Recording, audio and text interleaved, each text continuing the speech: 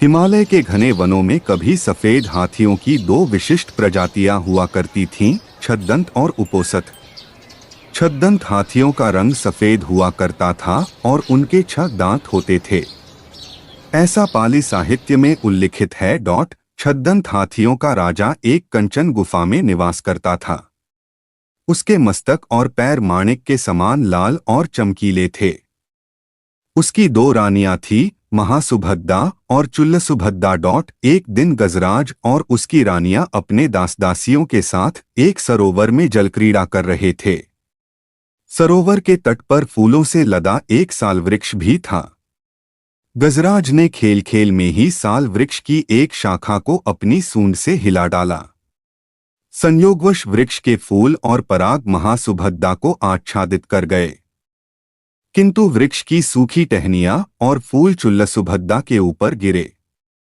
चुल्लसुभद्दा ने इस घटना को संयोग न मान स्वयं को अपमानित माना। नाराज चुल्लसुभद्दा ने उसी समय अपने पति और उनके निवास का त्याग कर कहीं चली गई। छद्दंतराज के अथक प्रयास के बावजूद वह कहीं ढूंढे नहीं मिली। कालांतर में चुल्लसुभद्दा मरकर मद्ध राज्य की राजकुमारी बनी और विवाहोपरांत वाराणसी की पटरानी। किंतु छद्दंतराज के प्रति उसका विषाद और रोष इतना प्रबल था कि पुनर्जन्म के बाद भी वह प्रतिशोध की आग में जलती रही। अनुकूल अवसर पर उसने राजा से छद्दंतराज के दंत प्राप्त करने को उकसाया।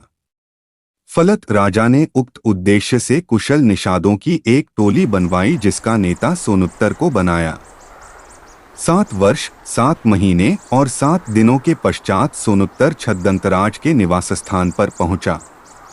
उसने वहां एक गड्ढा खोदा और उसे लकड़ी और पत्तों से ढक दिया। फिर वह चुपचाप पेड़ों की झुरमुट में छिप गया।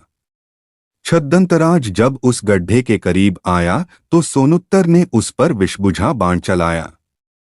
बाण से घायल छद्दंत ने जब झुरमुट में छिपे सोनुत्तर को हाथ में धनुष लिए देखा तो वह उसे मारने के लिए दौड़ा, किंतु सोनुत्तर ने सन्यासियों का गेरुआ वस्त्र पहना हुआ था, जिसके कारण गजराज ने निषाद को जीवनदान दिया।